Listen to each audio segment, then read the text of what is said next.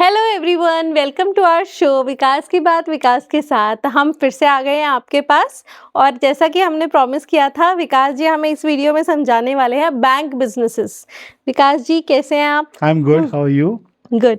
तो विकास जी, जैसा कि आपने हमें पिछली वीडियो में समझाया था कि बिजनेसेस क्या होता है ना, बिजनेस कैसे काम करता है, यस, मतलब कैसे समझें कैसे businesses को? समझना है हमें बिजनेस को कि Yes. कोई भी हम स्टॉक देख रहे हैं तो उसका बिजनेस क्या है Exactly. ना, कोई भी कंपनी हम देखते हैं। तो अब विकास जी, जैसे हमारी बात हुई थी कि हम हर इंडस्ट्री से एक बिजनेस समझेंगे, हर इंडस्ट्री का कोई ना कोई टॉपिक लेंगे, बिल्कुल। डिफरेंट इंडस्ट्री का डिफरेंट बिजनेस होता है, तो वो हम Yes. समझेंगे। तो आज हम शुरू करते हैं बैंक से। ओके, बैंक कैसे काम करता है, बिकॉज हर कोई जानता है, हर किसी का रिलेशन है बैंक से। एग्जैक्टली, तो आज बिल्कुल हम सही है। समझते हैं बैंक कैसे काम करता है। मुझे Very- और व्यूअर्स को वेरी समझाइए। Good topic, okay very interesting one. Okay okay, bank से स्टार्ट करते हैं फिर। जी। सो बैंक्स के बिजनेस को, जैसे कि मैंने आपको लास्ट वीडियोस में बताया था, आपको ही पता है कि बात हुई थी हमारी, कि एक फ्रेमवर्क में आप हर बिजनेस को समझ सकते हैं। जी। वो फ्रेमवर्क क्या था रेवेन्यू का, कि रेवेन्यू को हम ब्रेक करेंगे वॉल्यूम इनटू प्राइस में। ठीक है, फ्रेमवर्क के अलावा मैंने आपको एक चीज बताई थी, हम हर बिजनेसेस के कुछ केपीआईज देखेंगे जिनको हमें देखना बहुत ज्यादा इंपॉर्टेंट है if we want to invest in that particular share और we want to understand the business. Simple. तो हम स्टार्ट करते हैं रेवेन्यू से। अब बैंक्स का रेवेन्यू क्या होता है? देखिए, बैंक्स का सिंपल सा रेवेन्यू है, हमने कितना पैसा लैंड किया है, यानी हमने कितना पैसा ब्याज पे दिया है। जो भी पैसा हमने लैंड किया है वो उसका इंटरेस्ट रेट कितना था जितना हमने लैंड किया, एवरेज इंटरेस्ट रेट। और सिंपल की वॉल्यूम हो गया आपका, कितना आपने लैंड किया है, प्राइस हो गया आपका, कितना आपने जिस इंटरेस्ट रेट पे आपने लैंड किया है। जी। Volume multiply by price equals to is equal to revenue. Simple. जी। कि जो भी बैंक जितना पैसा ज्यादा लोन पे देगा और जितना भी उसका ब्याज दर जिसका भी हाईएस्ट होगा, एवरेज हाईएस्ट, जाहिर सी बात है कि भाई ज्यादा भी कर देगा तो ज्यादा लोग उसे लोन नहीं लेंगे, तो एवरेज जो भी रहेगा उसका volume into price which is interest rate equals to your is equal to revenue, जैसा आपने लास्ट वीडियो में भी बताया था। एग्जैक्टली, बिल्कुल। अब आपको अगेन जो चीजें कॉस्ट समझनी है बिजनेस समझने के लिए, तो कॉस्ट भी इसका सिंपल है। देखो कॉस्ट क्या है, इसमें आपको पता पूरे बिजनेस में क्या इन्वॉल्व है, पैसा। एग्जैक्टली, पैसा ही पैसा है। कि भाई सारा बिजनेस ही पैसा है, कोई प्रोडक्ट भी पैसा ही है, कॉस्ट भी पैसा ही है। राइट। बैंक का काम ही वही है ना, बैंक का प्रोडक्ट ही पैसा है। यस, बिल्कुल सही है। ओके, उसकी जितने भी सर्विसेज हैं वो भी पैसे से रिलेटेड है। जी। तो अब ये देखिए कि बैंक का जो मेन भाई वो है कि भाई आपको पैसा आया कहाँ से, वो जो आपने लैंड किया है, तो पैसा आप कहाँ से ले रहे हो वो हमें देखना है कि कौन कौन सी पॉकेट्स हैं, कौन कौन सी जगह है जहाँ से वो पैसा उठाते हैं। ओके। पहला जो सबसे इंपॉर्टेंट चीज है जो हमें देखने के लिए वो है आपका current accounts and saving accounts. Okay. हम लोग अपना पैसा डिपॉजिट करते हैं, हाँ जी, उस पे हमें कोई इंटरेस्ट मिलता है, जैसे हम 4 to 6% का इंटरेस्ट रेट है, बिटवीन किसी बैंक का 4 किसी का 6, हाँ जी। इतना ही चल रहा है इंडिया में। तो कौन सा बैंक आपको कितना इंटरेस्ट रेट दे रहा है, हाँ, करंट अकाउंट पे हमें कोई मिलता नहीं है। तो अगर किसी बैंक के पास 100 रुपए टोटल हैं, उसमें से अगर 50 रुपए जो हैं वो उसको यहाँ से आए हैं, करंट अकाउंट और सेविंग अकाउंट से आए हैं उसके पास, तो हमको उसका जो कासा रेशियो है वो हमें समझ में आएगा कि 50% है। Okay. Which is a very very important KPI. Okay, आप एक बार कासा रेशियो भी बताइए क्या होता है हमारे व्यूअर्स को। यस, कासा रेशियो सिंपल है कि देखिए कि करंट अकाउंट और सेविंग अकाउंट से आपके पास कितने पैसे। जी। अगर आपके पास टोटल कैपिटल लैंड करने के लिए 100 रुपीज है, उसमें से करंट अकाउंट और सेविंग अकाउंट से 50% 60% जितना भी आ रहा है, जो भी आ रहा है that amount divided by total capital equals to your CASA ratio. अगर 50 आ रहा है आउट ऑफ 100 तो 50% आपका कासा रेशियो हो गया, 60 आ रहा है तो 60। एक इंपॉर्टेंट चीज to note, higher is better. Higher is better, क्योंकि ये सबसे सस्ता पैसा है जो बैंक्स को मिलता है, right. And for your information, India में Kotak Mahindra bank has the highest CASA ratio as far as I know. Okay. And जो भी बैंक का कासा रेशियो हाई है, तो जाहिर सी बात है कि उसको एक इस चीज का फायदा है कि उसको जो भी पैसा मिल रहा है वो उसको सस्ते ब्याज दरों पे मिल रहा है। ये एक हो गया इनका मेजर, जहां से वो पैसा लेते हैं। बाकी आप लोगों को पता है एफडी आप करते हैं, आरडी आप करते हैं, रिकरिंग डिपॉजिट्स, फिक्स्ड डिपॉजिट्स। बाकी बैंक्स कुछ बॉन्ड्स इशू करता है, भाई इक्विटी कैपिटल मार्केट में आते हैं, इक्विटी इशू करते हैं। तो इन सारे पैसों से वो क्या करते हैं, ये जो भी पैसा लेते हैं उस पे जो भी ब्याज दर होती है वो इनका होता है कॉस्ट। अब यहाँ पर हमें प्रॉफिट देखने के लिए, समझने के लिए कि यार क्या है कि जो इंपॉर्टेंट केपीआई अगेन वो क्या आएगा, मैंने कितने इंटरेस्ट रेट पे दिया और मैंने कितने इंटरेस्ट रेट पे पैसा लिया। फॉर एग्जाम्पल मैंने जो भी इंटरेस्ट रेट दिया है वो एवरेज 10% है जो मैंने लैंड किया है जी। और जहां पर मैंने लिया है वो 6% है जी। तो हमारा जो मार्जिन आएगा 10 - 6 = 4, that is called net interest margin. Net interest margin again it is a very very important KPI. Again higher is better. Okay. जिस भी बैंक का नेट इंटरेस्ट मार्जिन हायर है वो इसका मतलब they are doing a good job. Okay. Stock is going to behave good. Okay. कि भाई धंधा अच्छा चल रहा है। तो बैंक बिजनेसेस जब हम समझेंगे तो हमें उसमें उसका NIM जो कि है नेट इंटरेस्ट मार्जिन, वो हमें जरूर चेक करना है। Exactly, we need to check it. Okay. और अभी तक जो मुझे विकास है आपकी बात समझ में आई वो है कि बैंक का प्रोडक्ट होता है पैसा है ना, और रेवेन्यू उसका ये होता है कि वो कितना इंटरेस्ट अर्न कर रहा है। Yes basically. और इंटरेस्ट अर्न मेरे हिसाब से वो वही कर रहा है जहां वो मतलब इन्वेस्ट करता है ना बैंक, हम सबका पैसा लेके लोन देते हैं, जैसे हाउसिंग लोन हो गया, जहाँ से भी पर्सनल उसको लोन हो पैसा गया, मिल रहा है, व्हीकल लोन हो गया, जैसे जहां से भी उसको पैसा मिल रहा है एग्जैक्टली है ना, उसको मतलब उस पैसे पे उसकी जो इनकम आ रही है, इंटरेस्ट अर्न कर रहा है, दैट इज, आपने सही बोला, वो इंटरेस्ट इनकम होती है। हाँ, वो इंटरेस्ट इनकम जो उसकी आ रही है that is revenue. Yes, bank के बिजनेस में हम समझ रहे हैं। और उसकी जो कॉस्ट रहेगी, जो इंटरेस्ट शायद वो हमें दे रहा है, हमें इन द सेंस जो भी उसके क्लाइंट से जो उसके लेंडर हैं, हाँ, और वो बोरोवर है, उनके लिए। जैसे मैंने FD कराई है विकास जी, तो मुझे इंटरेस्ट मिलता है। यस, तो वो उसके लिए तो कॉस्ट है। करेक्ट, बिल्कुल सही, एग्जैक्टली, परफेक्ट अंडरस्टैंडिंग। ओके, तो अभी हमने जान लिया है रेवेन्यू क्या होता है बैंक का, बैंक का कॉस्ट सिस्टम क्या होता है, कासा रेशो के बारे में हमने जाना, देन आपने हमें बताया NIM, एंड NIM में आपने हमें बात बताई है important, higher is always better. Exactly, ऐसी बात है ना मेरा भाई, मैं अगर ज्यादा पे दे रहा हूँ और कम पे अगर ब्याज मतलब उठा रहा हूँ तो that would be good for my any business, भाई ऐसी बात है। तो अभी आप और अब हम आगे चलते हैं, एक बहुत इंपॉर्टेंट चीजें समझने की। देखिए बैंक्स के बिजनेस में क्या होता है, अगर बैंक्स के पास अगर 100 रुपए हैं फॉर एग्जाम्पल, तो वो कंप्लीटली 100 रुपए लैंड नहीं कर सकते, because of the regulatory issues and because of its involve money. ठीक है, बहुत सारी फाइनेंशियल डिपेंडेंसी होती है लोगों की। जैसे समझिए अगर आप बैंक ने सारा पैसा लोन पे दे दिया सबको, अब लोन्स डिफॉल्ट भी होते हैं। यस। और अगर लोन्स डिफॉल्ट हो गए और उस समय बैंक्स के पास किसी को, जिस भी बंदे को जिसका पैसा है चाहिए, वो नहीं दे पाया, then it's going to, bank default कर रहा है। और अगर बैंक डिफॉल्ट कर रहा है मतलब कंट्री का फाइनेंशियल सिस्टम डिफॉल्ट कर रहा है, then that's it is going to be a big blow. वो वहाँ की गवर्नमेंट के लिए भी, जो उस समय कंट्री में गवर्नमेंट है, उसके लिए, जो इंस्टीट्यूशंस है, सबके लिए बहुत बड़ी नेगेटिव न्यूज़ है। ओके, तो विकास जी कोई एग्जांपल देना चाहेंगे जो अभी तक हुआ हो? मुझे लगता है आपको मालूम है।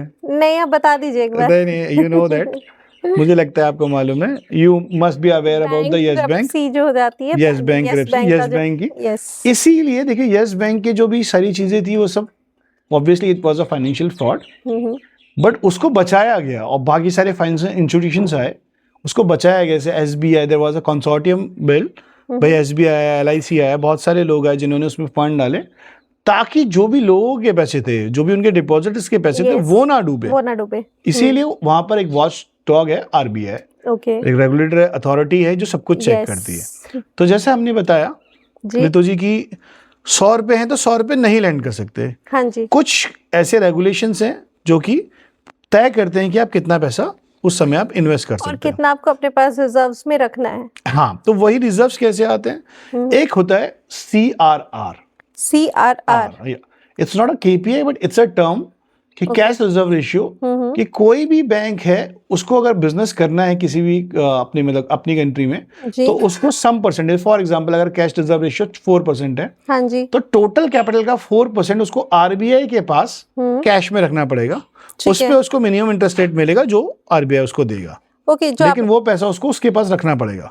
ओके, तो विकास जी आपने जो रेशो इसका परसेंटेज बताया 4%, तो ये RBI के द्वारा RBI ही डिसाइड करता है। yes, तो अभी ये करंट 4% ही है। It is around 4%। ओके, ठीक है। अब दूसरी चीज आती है SLR ratio, statutory liquidity ratio.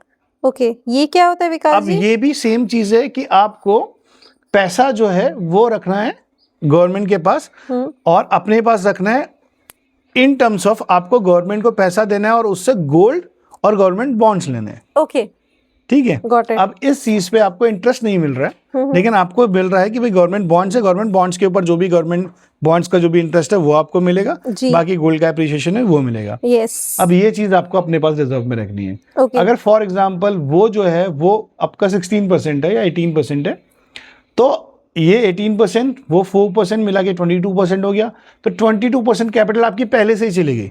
अगर आपके पास 100 रुपए हैं तो 22 रुपए आपके पास रिजर्व में चले गए रिजर्व तो में। आपके पास जो बचे हुए पैसे हैं अभी 78 जी, वो आप लैंड कर सकते हो। लेकिन अगेन एक और बॉडी है which is a international body which is called Basel. Basel norms होते हैं, right now we are following Basel 3 norms. Okay, तो Basel 3 norms it's not mandatory but it's norm that how to run a bank business, कि आपको कभी भी bankruptcy fail ना face करनी पड़े, बिजनेस कभी फेल ना हो। तो इसमें नॉर्मल सा है कि इसमें काफी सारी चीजें होती हैं, कैपिटल एडुकेसी रेशियो।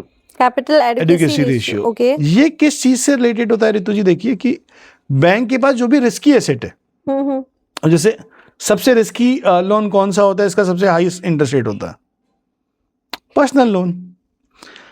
क्यों है वो पर्सनल लोन सबसे रिस्की? क्योंकि वो अनसिक्योर्ड है, उसके अगेंस्ट कोई भी एसेट नहीं है बैंक के पास। होम लोन है, बैंक होम ले लेगा। yes. जब तक आप बैंक का होम लोन आप चुकाते नहीं हो तो जो आपकी प्रॉपर्टी के पेपर है वो बैंक के पास रहते। तो घर आपका नहीं है, बैंक का है। गाड़ी का भी ऐसे ही सेम होता है। कार का एग्जैक्टली आपको पता है कि भाई अगर वो भी कार भी अगर आपने लोन पे उठाई हुई है तो वो आपको आरसी भी आप बाद में चेंज करानी पड़ती है। हाँ, राइट। यस। तो वो बैंक के पास उस समय जो भी आपने उनसे लोन लिया उसके अगेंस्ट एक एसेट है जिसको आप सीज कर सकते हैं in the case of default. Yes. अब पर्सनल में तो क्या होगा, बंदा भाग जाएगा, यस, गुम हो जाएगा, कहीं चले जाएगा, कुछ और प्रॉब्लम हो जाए, yes. इसीलिए उसका इंटरेस्ट रेट थोड़ा हाई होता है and it's a risky asset for bank. But Vikas हाँ जी, आजकल पर्सनल लोन मिल बड़ी जल्दी जाता है, सब प्लेटफॉर्म्स पे मिल जाता है। बिल्कुल, ये एक बहुत अच्छी खबर भी है, बहुत जल्दी ये आपने बहुत अच्छी चीज बात की है। Let's talk about this. देखो रितु जी, पर्सनल लोन मिल जाता है जल्दी से या फिर कोई भी लोन जल्दी से मिल जाता है, उसका रीजन ये है कि जब तक कंट्री के अंदर क्रेडिट ग्रोथ नहीं होगी, कोई भी कंट्री जो है वो क्रेडिट ग्रोथ से ही बढ़ेगी। आप सिंपल देखेंगे जितनी भी डेवलप्ड इकोनॉमीज हैं, सारी डेवलप्ड इकोनॉमीज का अगर आप पब्लिक डेट देखेंगे या डेट लेवल देखेंगे, और अभी आप कहीं पे भी न्यूज में मतलब देखेंगे, गूगल मारेंगे तो आपको साफ साफ दिख जाएगा कि भाई जापान का डेट कितना है, which is I think almost 200%, US का 130% of percentage of GDP. Okay. तो ये सारी जितनी even Europe, Germany, France, every country they have the higher percentage of debt, debt is loan, कि भाई क्रेडिट। तो जो भी कंट्री अगर डेवलप हो रही है तो credit plays very important role. तो दैट्स व्हाई बैंक्स ये सारी चीजें चेक करते हैं कि भाई आप जल्दी जल्दी क्रेडिट दे दो, और उसके लिए वो बॉडीज भी हैं, जैसे आपको पता है सिबिल स्कोर चेक होते हैं, ये सारे होते हैं। वो आपको लग रहा है कि बैंक बहुत जल्दी जल्दी बांट रहा है, देखो आपकी क्रेडिट प्रोफाइल अच्छी है, हाँ, राइट, ठीक है, हाँ जी, तो आपने जो भी है आपके पेमेंट हमेशा टाइम से होते हैं, ये सब होता है। दैट्स व्हाई कॉल आ जाता है आपको 5 लाख का लोन मिल रहा है, लोन मिल रहा है, 10 लाख का, 50 लाख जो भी है, 15 का मिल रहा है, ओवरड्राफ्ट ले लीजिए। वो इसलिए मिलता है because they already have that information कि your credit profile is very very strong, right? That's the reason. So let's come back to our topic. Yes, please. Yeah, बीच में आप you ask very interesting question. That's why हम थोड़ा सा derail हो जाते हैं, but again Basel 3 के बारे में हमने बात की थी। Basel 3 हमें बताता है कैपिटल एडुकेसी रेशियो। तो कैपिटल एडुकेसी रेशियो क्या होता है कि आपके जितने भी रिस्क वेटेड एसेट्स हैं, मतलब जो भी रिस्की एसेट्स हैं, उनका जो वेट है टोटल कैपिटल में, उसके हिसाब से आप थोड़ा सा प्रोविजन कर लो। प्रोविजन का मतलब कि थोड़ा सा पैसा अपने पास रख लो, उसको लैंड मत करो। ओके। कि इन केस ऑफ डिफॉल्ट आपके पास वो पैसा होना चाहिए। बस ये है इंपॉर्टेंट। और higher is better but not that high. It's adequate, it should be appropriate कि भाई 13 से 18% के बीच में इट्स अ गुड। अब ये सोचिए 22% वहां चला गया, 13 से 18% यहाँ चला गया। हाँ जी। अब जो बाकी पैसा बचा हुआ है, ब्यूटीफुल, जो बाकी पैसा बचा हुआ है वो बैंक लैंड कर सकता है। और वो जो वो लैंड करेगा उसके ऊपर वो जो भी इंटरेस्ट रेट कमाएगा और जिस पे भी वो देगा, मतलब जो पैसा बोरो करेगा उसके ऊपर जो भी इंटरेस्ट वो देगा, उसका जो मार्जिन आएगा that is going to be okay. The earning net interest margin. Okay इसके अंदर एक दो और चीजें हैं जो ऋतु जी मैं हाईलाइट करना चाहूंगा केपीआईज। ओके ये रहता है कि बैंक के प्रोविजंस कितने हैं, मतलब बैंक के पास कितना पैसा भाई रखा हुआ है प्रोविजन में कि Yes. भाई इन केस ऑफ इमरजेंसी उनके पास वो पैसा रखा हुआ है। दूसरी चीज रिस्क वेटेड एसेट्स, यस कि भाई उनके रिस्की लोन्स कितने हैं वो हमें पता होना चाहिए। पता चला भाई बहुत ज्यादा रिस्की एसेट्स हैं और बहुत ज्यादा डिफॉल्ट हो गया तो भाई वो बाद में प्रॉब्लम करेगा कि भाई जाहिर सी बात है बैंक्स की जो अर्निंग्स है वो कम होंगी। So these are the points I believe Ritu ji any investor should see before investing in any bank stock. Okay जी विकास जी, आपने आज हमें बहुत सारी चीज़ों के बारे में बताया। कासा, मतलब first time I heard about CASA. You have already heard, but might be आपने शॉर्ट फॉर्म नहीं सुनी हुई है। हाँ right, current account saving account तो आपको पता ही है। अकाउंट हमें पता है, बट उसका रेशियो एंड बैंक के बिजनेस में उसको कैसे यूज करना है दैट वी डोंट, बिकॉज हम तो उसको अपने इंडिविजुअल लेवल पे देखते हैं ना कि मैं बैंक में गई हूँ, मेरा एक सेविंग अकाउंट खुला हुआ है, मेरा एक करंट अकाउंट खुला हुआ है बिजनेस के लिए, ये तो वो सब हमने देखा है। बहुत इंपॉर्टेंट चीज शायद में जैसे आपने बोला तो मेरे दिमाग में चीज स्ट्राइक होगी, we need to tell this to our viewers. जैसे आपने बोला कि आप इंडिविजुअल देख रहे हो, हाँ जी, When you want to understand a business ना उसको इंडिविजुअल कभी मत देखियो, उसको होल देखो, पूरा बिजनेस 360 देखो कि प्रोसेस क्या है उसके अंदर कि हर एक चीज क्या रोल प्ले कर रही है, then you will have a better view, you will have better understanding and better view of business. Yes. तो विकास जी आज आपने हमें बहुत सारी चीज़ों के बारे में बताया। Thank you. And my viewers, मैं आपको बताना चाहूँगी, अगर आपको कोई भी चीज़ दोबारा समझनी है, जैसे आज हमें SLR, CRR एंड INIM के बारे में हमने बात की है, तो अगर आपको कोई भी टर्म दोबारा जाननी है या आप चाहते हो विकास जी आपको और अच्छे से समझाए, तो आप कमेंट्स में हमें लिख दीजिए एंड हम ट्राई करेंगे कि नेक्स्ट टाइम हम इसके बारे में और अच्छे से बता दें अपने नेक्स्ट वीडियो में। एंड अगर आपका कोई और भी क्वेश्चन है तो वो भी आप कमेंट्स में लिख सकते हैं। Thank you Vikas ji, thank you हमें for having me, bank business से समझाने के लिए। एंड ऐसे ही now you can bank on bank businesses. Right, now I can bank on bank businesses. तो आपने हमें समझाया कि कैसे बैंक काम करते हैं, बैंक बिजनेस कैसे काम करता है।